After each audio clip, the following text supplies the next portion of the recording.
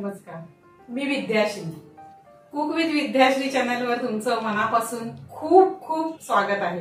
आज आपण बनवणार आहोत पारंपरिक अशी महाराष्ट्रीयन रेसिपी. ती म्हणजे कोथिंबीर वडी. कोथिंबीर वडी ही घरोघरी बनवली जाते, पण वेगवेगळ्या पद्धतीने बनवली जाते. तर आज मी माझी पद्धत तुम्हाला दाखवणार आहे. तर चला तर रेसिपीकडे वळूया.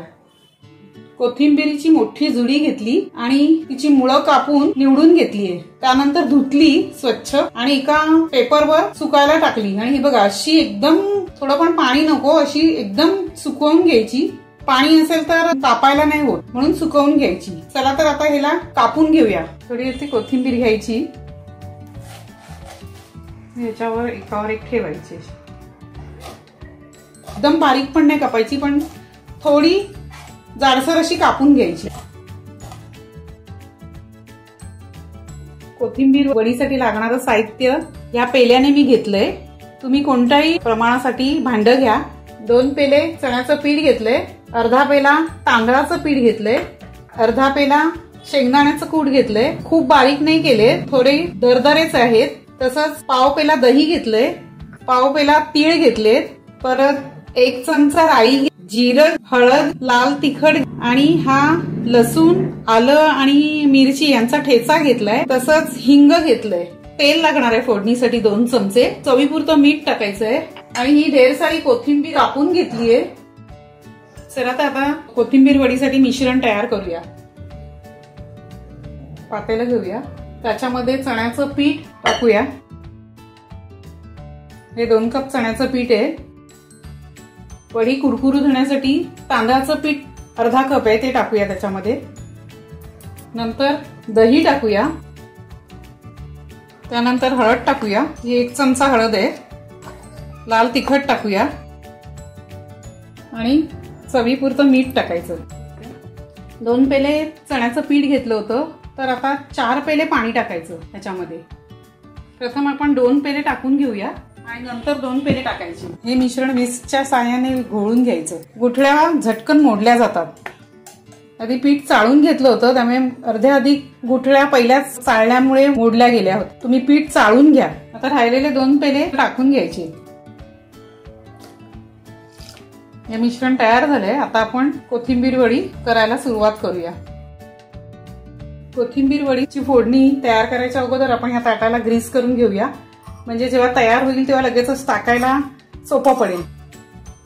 1 चमचा तेल टाकूया आणि याला ग्रीस करून घेऊया. तुम्ही हातानेही करू शकता, ब्रश असेल तर ब्रशने करा, म्हणजे हात तेलकट होत नाही. ग्रीस करून झालंय. आता फोडणी करायला घेऊया. चला प्रथम फोडणी करूया. 2 चमचे तेल टाकूया. तेल गरम होऊ द्यायचं आणि मग राई टाकायची त्याच्यामध्ये. प्रथम राई तडतडू द्यायची, कारण नाही तर कच्ची राहते आणि दाताखाली मग बरोबर लागत नाही. आता जिरं टाकूया. हे आलं, लसूण आणि मिरची त्याची पेस्ट आहे, ती टाकायची. हिंग टाकायचं. तर तीळ टाकून घेऊया.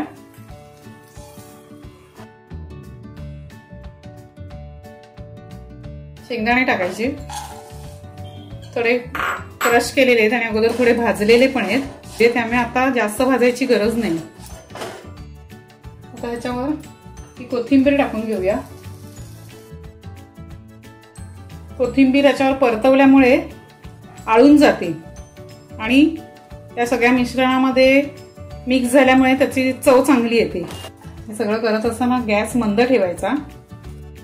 छान सुवास येतोय कोथिंबीरीचा. दर्प दरवळतोय.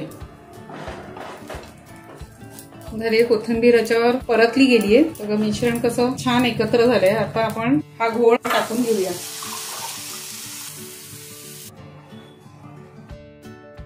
हे सतत घोळत राहायचं, म्हणजे गोळा व्हायला नाही द्यायचं, नाही तर खाली लागतं, म्हणून सतत ढवळत राहायचं. थोडा मिडल टू हाय वर मी गॅस केलाय. नंतर थोडं घट्ट झाल्यावर लो गॅसवर करायचं.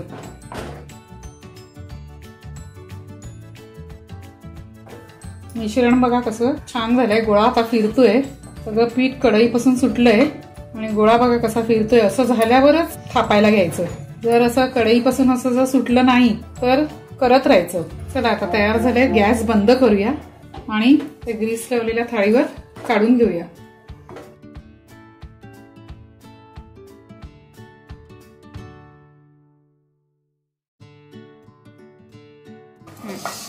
हे वाटीने किंवा एखादी पिशवी घ्यायची प्लास्टिकची किंवा दुधाची घेतली तरी चालेल. मी ही तुपाची घेतली आहे आणि असं थापून घ्यायचं. असं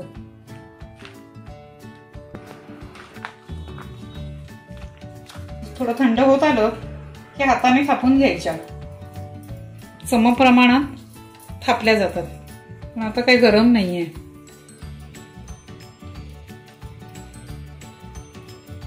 आता हे थापून झालेत. आता थंड करत ठेवायच्या आणि थोड्या थंड होत आल्या, एकदम पूर्ण थंड नाही करायच्या, थोडं थंड होत आल्या की मग कापायच्या.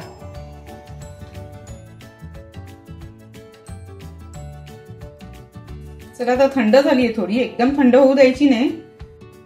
झालंय ते ताट सोडतंय, समजतंय. आणि आता वड्या पडूया. अशा कापून घ्यायच्या.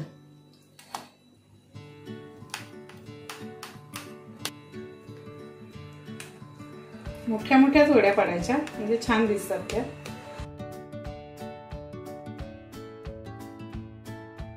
छान वड्या पडल्या एकदम मस्त.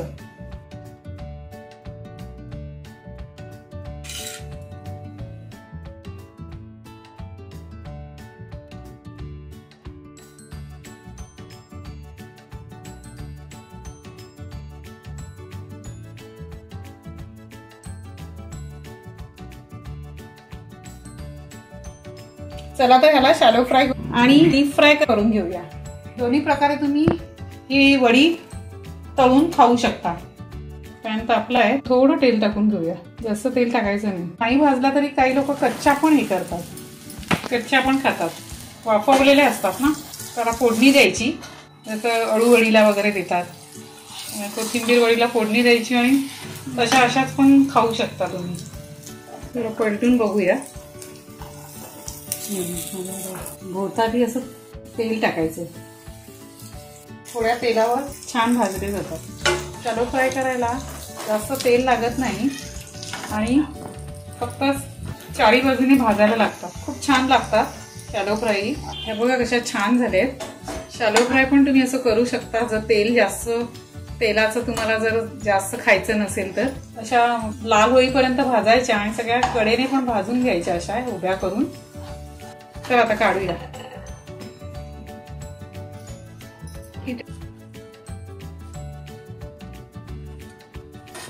आता एक बॅच शॅलो फ्राय करून झाली. आता डीप फ्राय पण करून मी दाखवते तुम्हाला. अशाच त्याला थोडा वेळ 5 मिनिटं तळू द्यायच्या. बिलकुल हात नाही लावायचा. त्या व्यवस्थित तळल्या जातात. आता फुटकुळतील त्या. तळल्या गेलेत पण लाल होऊ दे म्हणजे छान क्रिस्पी लागतील. तळून झालेत बघा कशा लाल झालेत. आता काढूया.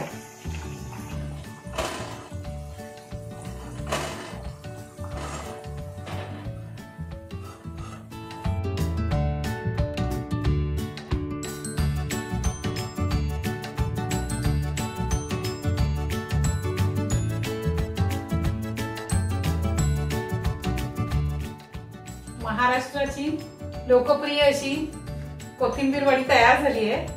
तुम्हीही बनवा आणि तुमची कोथिंबीर वडी कशी झाली हे कमेंट्स बॉक्स मध्ये सांगा. तसेच आपण शॅलो फ्राय आणि डीप फ्राय दोन्ही करून दाखवलेत. तर शॅलो फ्राय हा हेल्दी ऑप्शन आहे. डीप फ्राय आपण दरवेळेसच करतो, पण शॅलो फ्राय तुम्हीही करून पहा. आणि कोथिंबीर वडी खोबऱ्याची चटणी बरोबर तुम्ही खाऊ शकता आणि सॉस बरोबरही खाऊ शकता. तुम्हाला जर चटणीची रेसिपी हवी असेल, मी खाली लिंक दिली आहे. या कोथिंबीर वडी सोबत तुम्ही ती चटणी खोबऱ्याची नक्की करा. आणि ही पारंपरिक पाककृती तुम्हाला आवडली असेल तर कुक विथ विद्याश्री चॅनलला सबस्क्राईब करा. आणि वेळात वेळ काढून तुम्ही हा माझा व्हिडिओ बघितला त्याबद्दल धन्यवाद.